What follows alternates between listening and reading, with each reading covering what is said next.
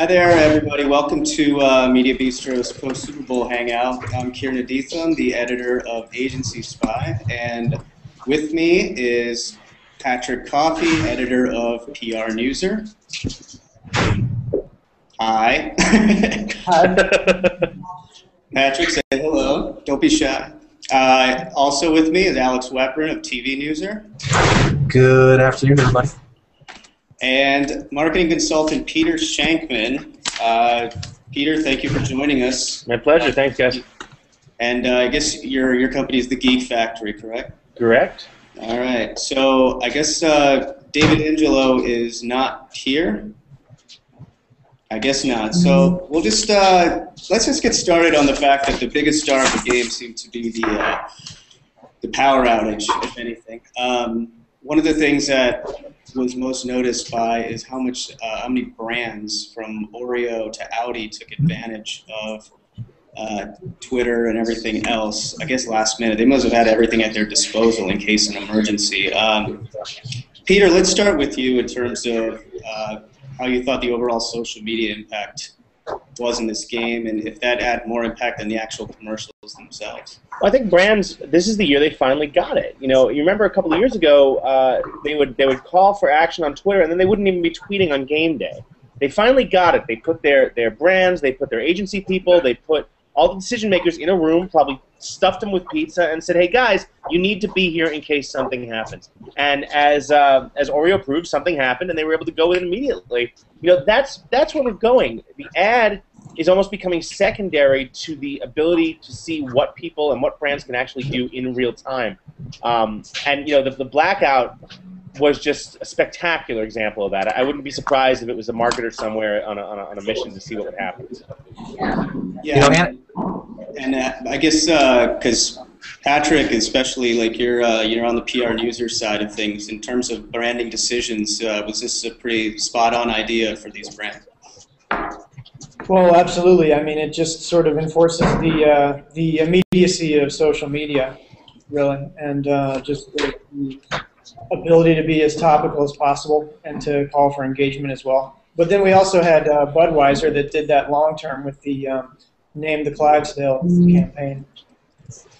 Right, and I think also with the fact too that you got to leverage the value of your $4 million spend. I'm assuming, and if you have the power to do it, you might as well. Kiran, if I can get in here, anecdotally, when the blackout happened, the first thing I did was turn to Twitter on my iPhone, and I think millions of other people did the exact same thing. Yeah. So social media, Twitter, Facebook, that has become the place that people go to whenever something happens. And when you have a shared event like the Super Bowl, where you have over 100 million people watching live on TV at the same time, Twitter and Facebook and other social media platforms become the water cooler to talk about what is happening there. And the brands are realizing that. And you saw that with Oreo and some other brands. They're taking advantage of that water cooler, and they're inserting themselves to get their messages out. Added bonus, you've never seen the letters WTF trend so quickly to the top as they did when that flower went out. Yeah. Also, I think that brands that didn't jump on this opportunity missed something. I know that Coke released a statement essentially saying that this is not something that it's our job to discuss, and I think that was their loss, really, for not putting out any messages during the blackout. But and that's so Coke. Am I getting it? It was Coke. Coke was the one with Mentos, right? When you put the Mentos in the Coke and it exploded. Yep. And they issued a press release that says our soda's not for playing with; it's for drinking. When are these guys going to get it? Yeah, I don't. Well, I think one of the more interesting social media little back and forths last night was the Pepsi versus Coke, little rabble-rousel going on. I think it's interesting. I guess last year they tried to go with the polar bears responding to Twitter. This year they just decided to have a little have this chase thing and then respond to Pepsi. And I guess of course there's no love lost there, but well, the Cola Wars are alive and well, right? It's also no coincidence that Beyonce signed a $50 million contract with Pepsi the day after she was signed for the Super Bowl. Right. This was basically Pepsi's Super Bowl. Yeah, maybe Coke felt a little slighted in this one, but seriously. And as far as in terms of, we were talking about this earlier today. For years, watching ads during the Super Bowl was part of the experience itself. Do you think brands, especially the major ones most of the major ones now releasing their ads well ahead of time, kind of spoils the whole fun of it? I guess, Peter, if you want to weigh in first on this. I don't necessarily know if it spoils the fun of it. I mean, I was watching it with my dad last night and my mom, of all things. I basically told them, I'm like, okay, guys, I've seen the Clydesdale commercial. I'm just warning you, you're going to cry. And then we just waited for this awesome commercial. I think that, bringing them on beforehand and teasing them, I think Audi did a good job in teasing with Kate Upton, which was surprisingly not anything like the commercial that actually was, Sympathy for the Devil. I have no problem with them showing them earlier or continuing to run them later.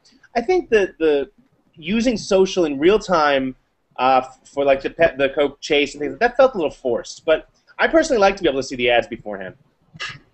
Yeah, I mean, well, Alex had something interesting to say earlier about how the fact that outside of the ad industry, it seems like people are less prone to care about whether the ads are released ahead of time. Maybe like, the rest of the viewing public has no idea that the ads were ever out. Well, what I was saying is that with the exception of a few ads, like the Volkswagen ad, I don't think many people outside of the media and advertising industries really saw a lot of those ads. I think it was kind of an insidery thing. Yeah, they were released and teased ahead of time, and I'm sure, plenty of people saw them. But at the end of the day, again, over 100 million people were watching live during the game. Only a tiny fraction of them probably saw more than one or two ads ahead of time. For most of them, it was still a surprise. Yeah, we ran a poll on that subject on PRNewser last week, and the results, we found that people generally agreed that the teasers would benefit brands, but releasing the entire campaign ahead of time might not be quite as wise. Yeah, I think the teaser idea to perhaps lead people in a different direction as opposed to what you're actually going to see during the game is a little bit more of an interesting angle to take. But I don't think, did people really want to wait till the end of the Super Bowl to figure out who won the Coke chase? I don't know, because I don't think it ranked very high in terms of. It was forced. I felt no connection to that whatsoever. I don't want to diss on Coke all day, but I felt no. Right. There was nothing pulling me into that. Yeah, I thought stuff like that. The same agency who did the Coke was It was Wine and Kennedy, their first collaboration with Oreo, and they had somewhat of an amusing first time out, but they had a lot of Twitter and Instagram action as well to kind of leverage. So I guess I like when the brands make like their first foray, brand agency collaborations kind of debut during a Super Bowl. It's kind of a ballsy move in my opinion. One other thing I would say, though, is that, again, if you're spending a minimum of $4 million, that's just the price for the ad. Mm-hmm. The cost of producing it is on top of that. If you're spending that much dough, you want to maximize your value with that. Yep. And, obviously you're getting a lot of eyeballs during the game and after the game when people talk about the commercials. But I can't blame people or some of the ad brands for releasing teasers early. If you're spending that much money, you got to try to maximize the value. And I think also the point is that this is still in some ways really new. Up to 10 years ago, you didn't have the ability to you issued a press release a week before the ad ran, and then a week later you got to see your results. This is real time exploration for these brands, and you got to give them some credit for being able to move as quickly as they are. As slow as we might see it, it's still pretty fast for a huge company. Yeah, I guess it's not just the okay. We paid the money, we did the ad, and let's just roll the dice and see what happens. Are things like the USA Today ad meter still relevant in terms of determining, I guess, brand impact, or is it just kind of old hack? And I guess maybe more of the social media participation has more say in the conversation. Kiran, I got at least 5 press releases today from different social media companies, each touting what ads had the most impact, and they all had different ads. So and I'm sure I haven't seen the USA Today ranker, but I'm sure they had their own metrics too. So Go ahead. Well, I was just going to say this is both a good thing and a bad thing, because obviously it's great that there's more data, but if the data is telling us different things, it's kind of hard to really figure out what's going on. Well, you also have the point that everyone and their mother can now go online and count. They can use math, and they can count. I must have gotten 3 releases today. The most active feed on Twitter. I'm like, you know what? I'm going to wait for Twitter to tell me this. You're a third-party company I've never heard of. I'm going to hang back. Thanks. But again, sometimes the value for the brand is impossible to measure. Nobody mentioned this, but I thought Weight Watchers was a pretty big winner last night because Jennifer Hudson was definitely not pregnant, nor was she lip syncing. Right. Nice. What was the, I guess I missed the crowdsourced Super Bowl halftime thing with Beyond. I know I saw the performance, but what was the crowd participation like? I know there was something about your crowdsourced photos, and then people they get to be on stage with her. There's some countdown. It was a bit confusing as to what actually went on before the performance itself. Someone clarifies if that had any effect on them whatsoever. I didn't even know it was. I didn't even know what was going on. Yeah, apparently they were crowdsourcing photos, and I guess it was some big Pepsi thing to celebrate the performance. So it obviously doesn't seem like many people really cared. Yeah, if they did that, I had no idea, and I don't think anyone at my Super Bowl party had any idea either. So, not a great investment. I didn't know. Oh wait, that must have been part of Refresh Every. Oh no, wait. Yeah, not sure.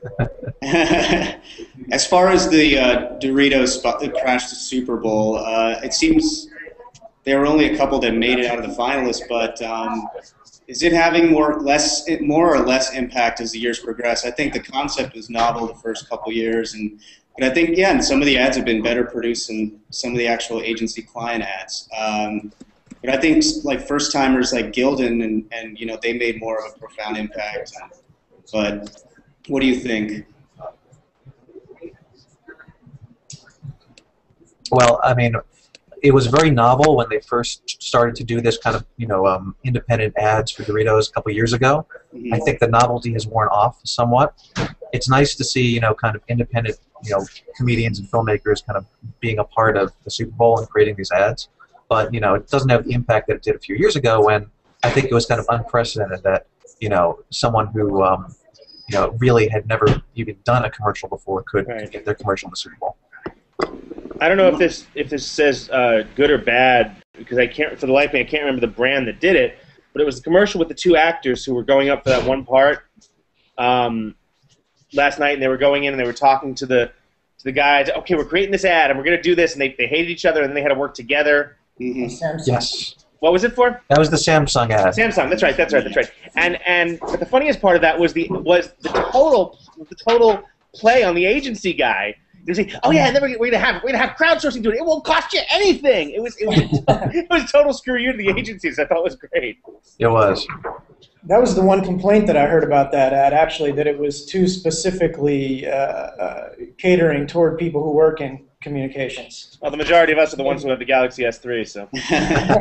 Well, maybe the larger audience, it kind of, went over their heads. Well, at least they didn't try to beat the dead horse with the waiting in the line thing. I think that was kind of done a couple times over. But one more thing. I mean, we were talking about the brand impact. Going back to our first point of discussion on the power outage, I think obviously some brands capitalized on it, but only a few. But I mean, in terms of social media, but I think in terms of ad placements and ad buys, this is why I was hoping our David Angelo could have weighed in, because his agency did the Kia spots and they aired during Q3, Q4. So I was wondering if you guys thought that the brand suffered, or I think Alex mentioned that some brands got extra time due to the power outage or extra ad space, and maybe the math was all screwed up after that.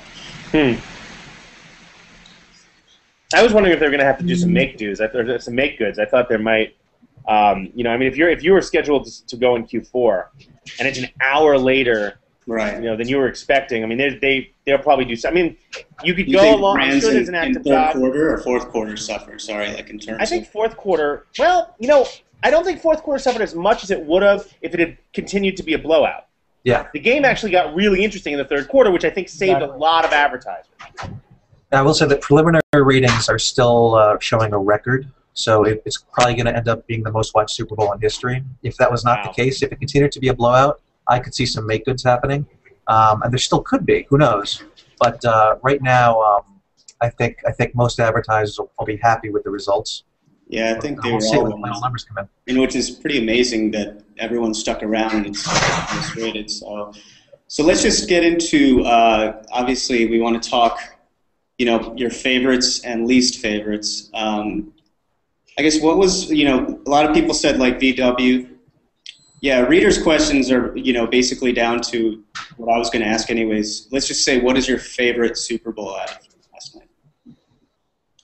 People were saying we had answers ranging from VW to Dodge Ram to, of course, the Clydesdale. That seemed to have won a lot of hearts. But we'll just go down to each of you guys and one by one and let me know.